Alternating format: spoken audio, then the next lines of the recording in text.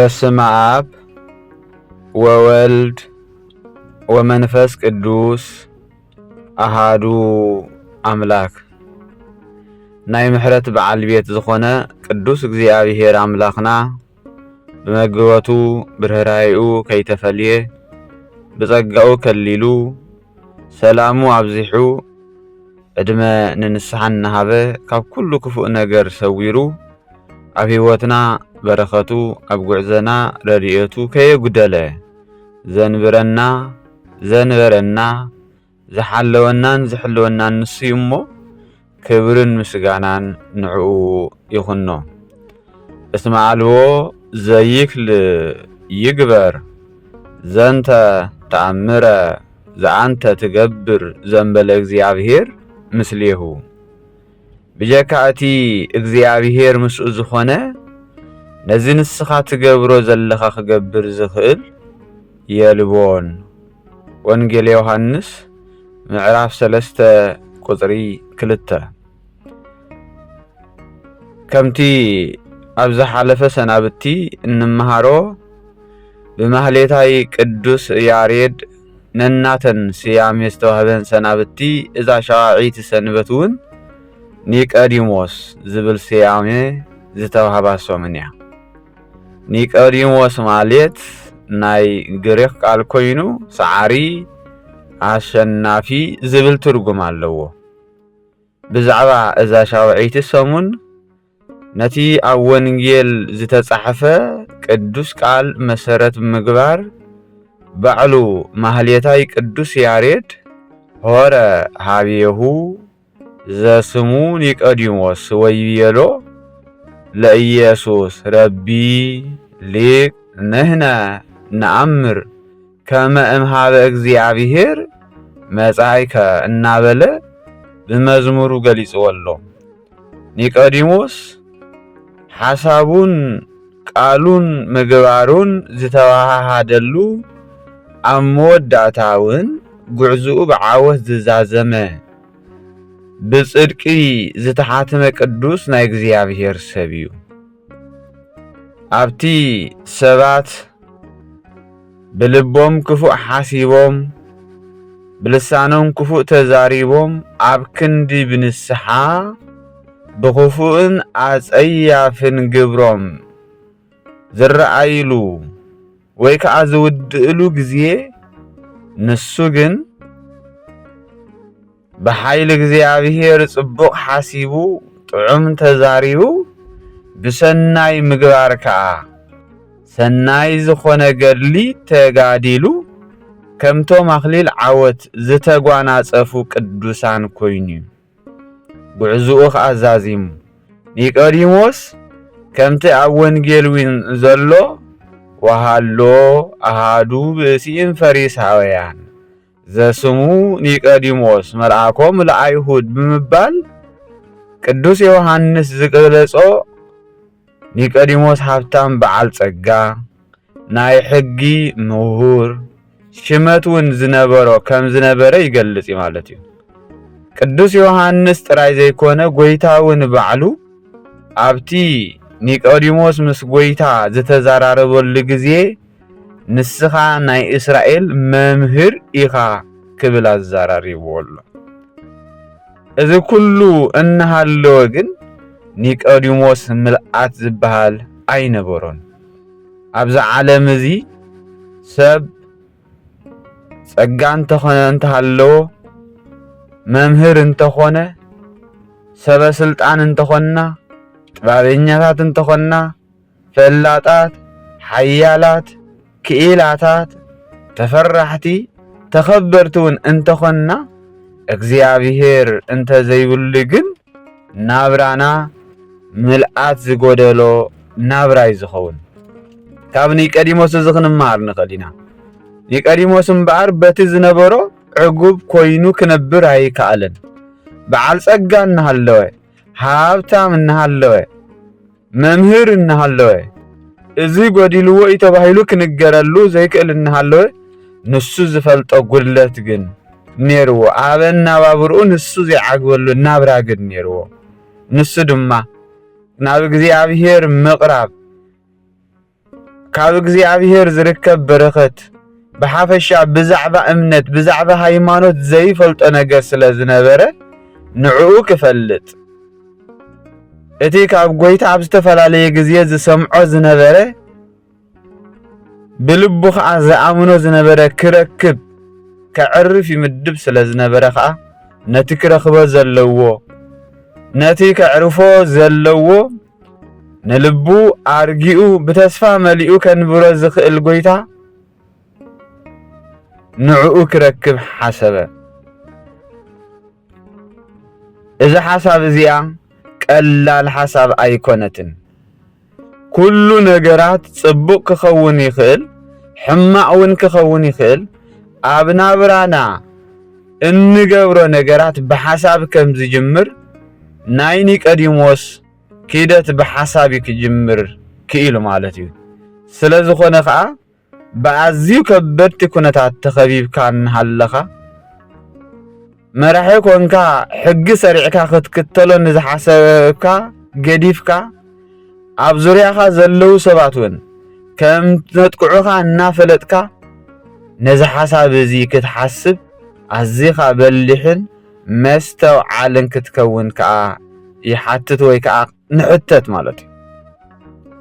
ናብታ ናይ መወዳእታ ናይ ዓወት ናብታ መወዳእታ ሕንፃፅ ናብታ ናይ መወዳእታ ክብርን ዓወትን ዘብፅሐት ቀዳመይቲ መገዲ እምበኣር ናይ ኒቆዲሞስ እዚ ሓሳብ እዚያ ናብ እግዚአብሔር ናብ ጎይትኡ ናብ ኣምላኹ ናብ ፈጣሪኡ ክቐርብ ምሕሳብ እያ ነይራ ማለት እዩ።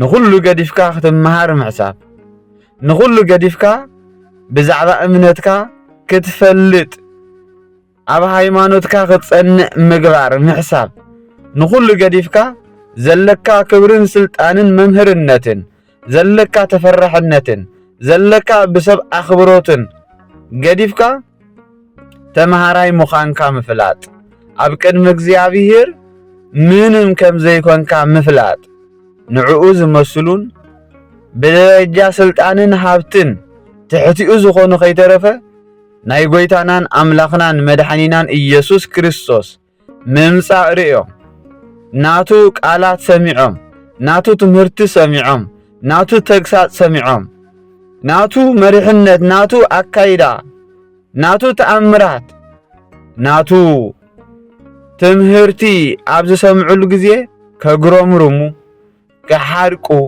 ብትዕቢትን ኣንነትን ተመሊኦም ንህዝቢ ከካላብቱ ንጎይታ ከይተረፈኳ ጋኒን ኣለዎ ዝብሉ ንትምህርቱ ምቕባል ዝኣበዩ ክኾኑ ከለዉ ንሱ ግን መምህሮም ሓለቓኦም ጎይቶኦም መራሒኦም ዝኾነ ኒቆዲሞስ ኣብቲ ናይ ኩሉ መምህር ዝኾነ ኣብ እግሪ ኩሉ ዝኽእል እቲ ንሳቶም ዝነዓቕዎ ኣብ እግሩ ክመሃር ደለየ።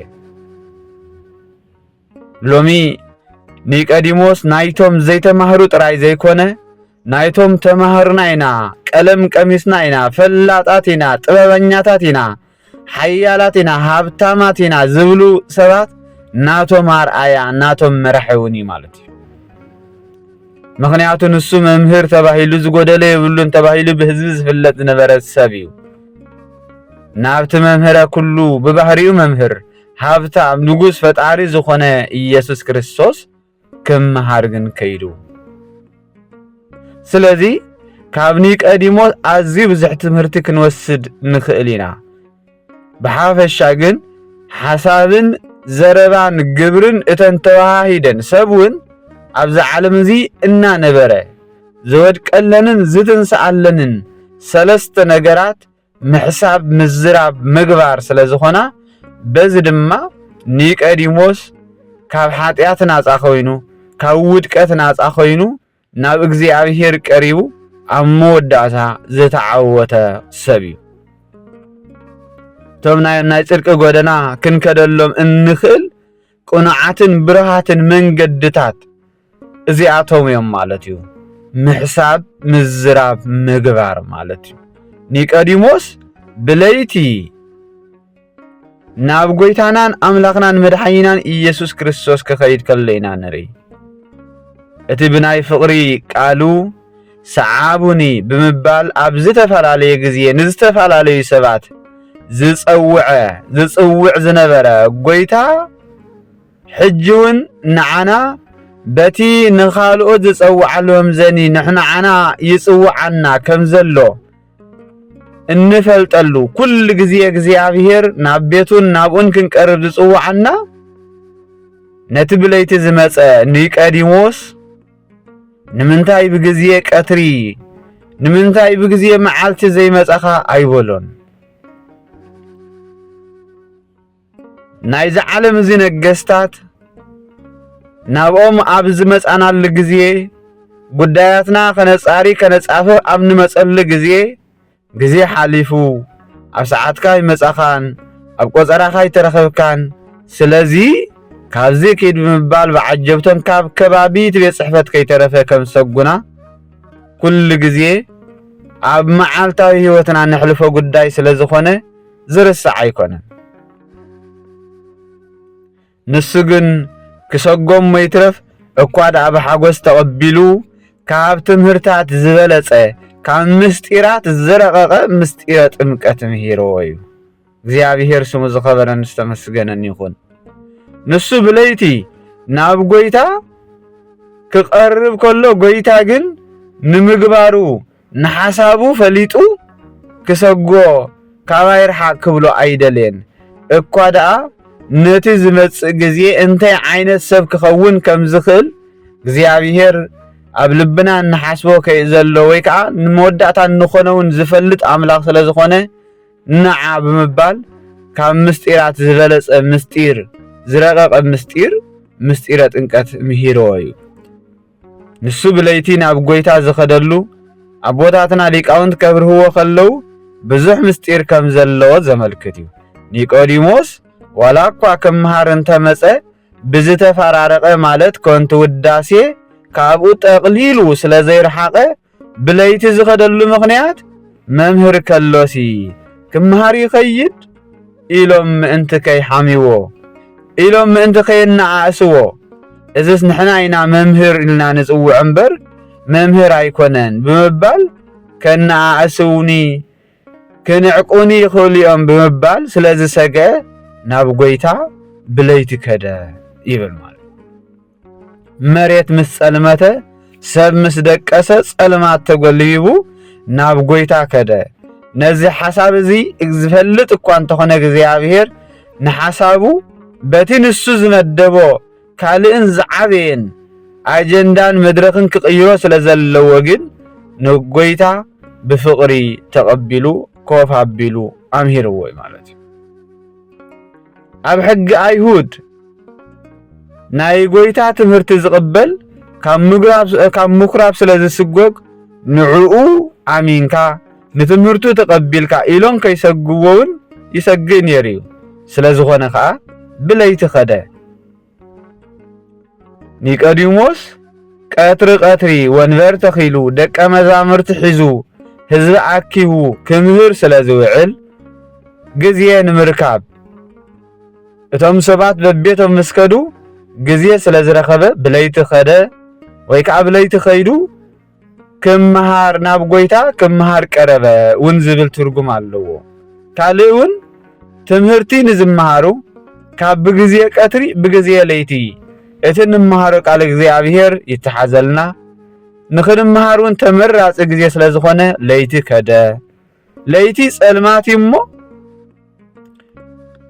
ብርሃን ዘይብሉ ስለ ዝኾነ ጸልማት ናይ ኃጢአት ምሳሌ ስለ ዝኾነ ኒቆዲሞስ ካብዚ ብጸልማት ዝተመሰለ ኃጢአት ብንስሓ ክምለስ ስለ ዝደለየ ምስቲ ብለይቲ ዝተመሰለ ኃጢአተይ ናባኻ መጽአ ኣለኹሞ እነሆ ናብቲ ብርሃን ዝተመሰለ በቲ ብርሃን ዝተመሰለ መዓልቲ ናባኻ ክቐርብ በቲ ብርሃን ዝተመሰለ መዓልቲ ትብዓትን ሓቦን ንሕን ሒዝኒ ከይፈራህኩ ስለኻ ክምስክር ምእንቲ በዛ ለይቲ እዚኣ ምስ ኃጢአተይ መጽአ ኣለኹ ንምባል ድማ ብለይቲ ከዓ ቀረበ። ካልእ ለይቲ ናይ ብሉይ ኪዳን ቀትሪ ከዓ ናይ ሓዲስ ኪዳን ምሳሌ እዩ። ኒቆዲሞስ ከዓ ኣነስ ናይ ኦሪት ወይ ከዓ ናይ ብሉይ ኪዳን መምህር እምበር ናይ ሓድሽ ኪዳን መምህር ኣይኮንኩን እንሆ ሕጂ ካባኻ ክምሃር መጽ ኣለኹ ንኽብል ብለይቲ ከደ ይብሉ ሊቃውንት ኣቦታት። እዚ ብሓሳብ ጀሚሩ ብእግሩ ዝኸደ ብቃሉ መምህር ብጀካ እቲ ኣምላኽ ምስኡ ዝኾነ ነዚ ንስኻ እትገብሮ ዘለኻ ክገብር ዝኽእል ወላ ሓደ እኳ የልበን እሞ ንስኻ መምህር ኮንካ ካብ ኣምላኽ ከም ዝመጻኻ ንፈልጥ ኢና ኢሉ ክምስክር ጀመረ። ኣቐዲሙ ይርእዮ ንዝነበረ ስራሕ ናይ ጎይታ ኣቐዲሙ ይኽተሎ ንዝነበረ ናይ ጎይታ ተኣምራት ናይ ጎይታ ትምህርቲ ኣዝዩ የድንቆን ይኣምነሉን ይቕበሎ እኳ እንተነበረ ከምቲ ኣብ ወንጌል ዮሐንስ ምዕራፍ 12 ፍቕዲ 42 ተጻሒፉ ዘሎ ግን ንሱ እንታይ ዝብል ብዙሓት ብኡ ኣመኑ እንተኾነ ፈሪሳውያን ካብ ቤት ጸሎቶም ከይሰግዎም ስለ ዝፈርሁ እምነቶም ኣየግሃዱን እዚ ኸዓ ካብ ክብሪ ኣምላኽ ክብሪ ሰብ ስለ ዝመረጹ እዩ ብምባል ዝገለጾ ሓደ ካብኣቶም ከዓ ኒቆዲሞስ እዩ ዝነበረ ማለት እዩ። ኣቐዲሞም ይኣምኑ ነይሮም ኣብ ኣይሁድ ደቂ ማሕበር ምስኣቶም ስለ ዝነበሩ ኣብ ምኩራብ ስለ ዝነበሩ ካብኡ ምእንቲ ኸይውፅዎም ልቦም እምነቶም ኣብ ውሽጦም ሒዞም ይቕመጡ ምስኦም ይነብሩ ነበሩ እዩ ዝብል ዘሎ ማለት እዩ። ስለዚ ኒቆዲሞስ ከዓ ሓደ ካብኣቶም ነይሩ ማለት እዩ። ስለዝኾነ ድማ ብለይቲ መጺኡ ነቲ ኣብ ልቡ ሒዝዎ ዝነበረ ከዓ ብቃሉ ዝተዛረበ እቲ ዝተዛረበ ምስክርነት ድማ ንስኻ ናይ ሓቂ መምህር ኢኻ ብዘይካኻ ካልእ መምህር ክህሉ ኣይክእልን እዩ ነዚ ንስኻ ትገብሮ ዘለኻ ተኣምራት ድማ እግዚኣብሔር ምስኡ ዝኾነ ሰብ እንተዘይኮይኑ ካልእ ክገብሮ ዝኽእል የልዎን ኢሉ እዩ ዝምስክር ዘሎ። ስለዝኾነ እዩ ጎይታናን ኣምላኽናን መድሓኒናን ኢየሱስ ክርስቶስ ድማ ናይ መጀመርታ ናይ ምስጢር ጥምቀት ተመሃሪ ገይሩ ኣስፊሑን ኣመስጢሩን ዝመሃሮ ማለት እዩ። እዚ ዝተምሃረ ኒቆዲሞስ ዋላካ ሽዑ ንሽዑ ክምስክር ናይ ክርስትና ተግባሩ እንተዘይጀመረ በብቁርብ እናተተባብዐ እናተጸናነዐ ክመጽእ ግን ጸኒሑ እዩ ማለት እዩ። ስለ ጎይታናን ኣምላኽናን መድሓኒናን ኢየሱስ ክርስቶስ ክኸስዎ ብዝሓስብሉ ዝነበሩ ግዜ ንዕኡ ከኣስርዎ ኣብ ዝመደበሉ ግዜ ብዛዕባ ኣብ ሕጊ ኦሪት ወይ ከዓ ብዛዕባ ኣብ ሕጊ ኣይሁድ ዘሎ ነገር እናጠቐሰ ይከራኸር ከም ዝነበረ ኣብ ወንጌል ተመዝጊቡ ኣሎ። ሕግና ኸ ነቲ ሓቂ ከይፈለጠ ናብ ፍርዲ ክኸይድ ይኽእል ድዩ ይብል ከም ዝነበረ ሊቃውንት ኣቦታት የስተምህሩና እዮም ማለት እዩ። ስለዚ እታ ናይ መጀመርታ እምነቶታ ውሽጢ ዝነበረት እንዳበርሀት እንዳጎልሐት ክትመጽእ ከላ ኢና ንርኢ። ናትና ሃይማኖት ናትና ምግባር ናትና ኣብ እግዚኣብሔር ዘለና ምእማን ብዛዕባ ሃይማኖትና ንምስክሮ ምስክርነት እንታይ እዩ? ሰባት ምስ ቀረቡና ነገስታት ምስ ቀረቡና ኢኣማንያን ምስ ቀረቡና እንምስክሮ ምስክርነት ኣሎ ድዩ ወይስ ንሳቶም ምስ መጹ ሓፊርና ፈሪሕና ተሓቢእና ኢና ካብ ሃይማኖትና ምስክርነት ንድሕሪት እንብል? ወይሲ እቶም ብዝተፈላለየ ምኽንያት ስልጣን ዝተዋህቦም ብዝተፈላለየ ምኽንያት ስራሕ ዝተዋህቦም ምሕደራ ዝተዋህቦም ኣብቲ እንነብረሉ ነቲ ሓቂ ንኸይንምስክር ብዝተፈላለየ ምኽንያት ዝሓልኩና ኣካላት ነዚኣቶም ፈሪሕና ከምቲ ኣብ ኣይሁድ ዝነበረ ሕጊ ከምዚ እንተልካ ካብዚ ኸነውፃካ ኢና ከምዚ ኢሉ ናይ ዝመስከረ ካብዚ ማሕበር እዚ ክእለ እዩ ዝብል ንዕኡ ፈሪሕና ኢና ንሓቂ ካብ ምስካር ንድሕሪት እንብል ማለት እዩ። እግዚኣብሔር ብሓቂ ቅኑዕ ነገር ስለ ሃይማኖትና እቲ ቅኑዕ ዝኾነ ነገር ካብ ምምስካር ንድሕሪት ከይንብል ብጸግኡ ብምሕረቱ ይርዳእና ማለት እዩ።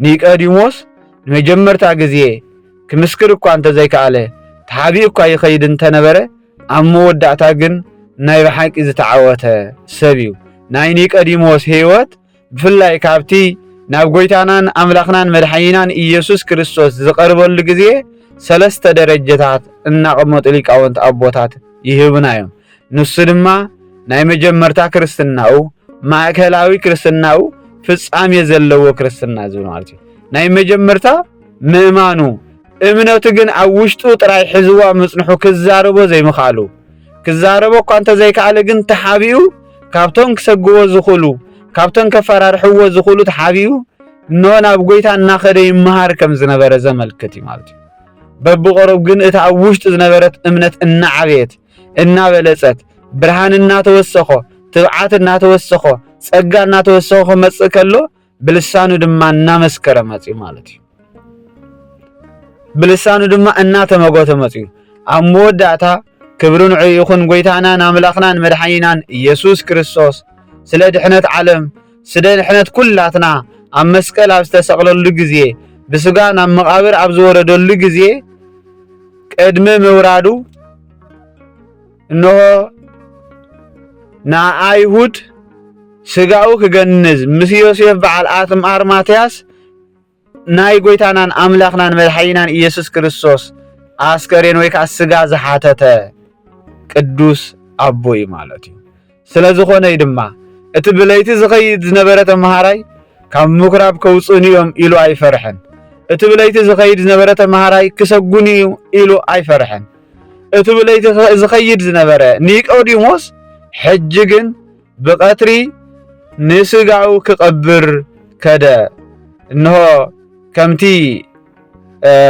ኣብ ወንጌል ዝተነግረ ድማ ንሱን ዮሴፍን ንናይ ጎይታናን አምላኽናን መድኃኒናን ኢየሱስ ክርስቶስ ስጋ ከም ዝቀበሩ ከም ዝገነዙ ይንገረልና ማለት እዩ እግዚአብሔር ጎይታናን አምላኽናን መድኃኒናን ኢየሱስ ክርስቶስ ክገንዝዎ ከለው ቅዱስ እግዚአብሔር ቅዱስ ኃያል ቅዱስ ሕያው ዘይመውት እናበሉ መትከኑ ዘይትመውት መይት ካዲኻ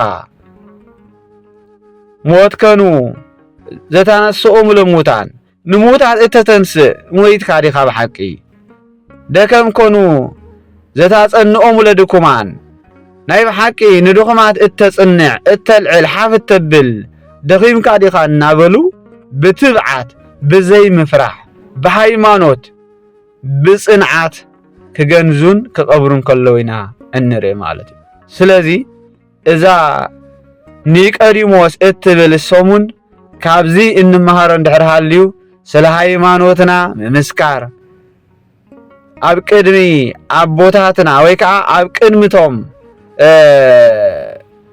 ክብሪ ዝሃቡና መምህራንና ሊቃውንት ኣቦታት ድማ ካብኦም እንመሃሮ እንድሕርሃልዩ ዝረቀቀ ዝሰፈሐ ዝበለጸ ትምህርቲውን ስለ ዝኾነ ናብ ካልኦት ካብ ምኻድ ኣብ እግሪ ኣቦታትና መጺና ክንመሃር ተማሂርና ድማ ኣብ መወዳእታ ክንምስክር ስለ ዝኾነ ናይ በሐቂ ቅኑዕ ትምህርቲ ተማሂርና ቅኑዕ ምስክርነት ክንምስክር እግዚአብሔር አምላኽ ይሐግዘና ኒቆዲሞስ እቲ ናይ መጀመርታ ምስጢረ ጥምቀት ተማሂሩ ብግብሪ ድማ ናይ ሃይማኖቱ ምስክርነት ኣብ ቅድሚቶም ንሱ መምህሮም ንሶም ተማሃሮ ኮይኖም ዝኣምኑሉ ዝምክሑሉ ዝነበሩ አይሁድ ኮይኑ ናይ ጎይታናን አምላኽናን መድኃኒናን ኢየሱስ ክርስቶስ ስጋ ንምግናዝ ዝበቕዐ ቅዱስ አቦይ ስለዚ በዛ ዕለት እዚኣ ንሕና ካብዚ እንመሃሮ ነገር እንድሕርሃልዩ መጀመርታ ሓሳባትና ምምዕርራዩ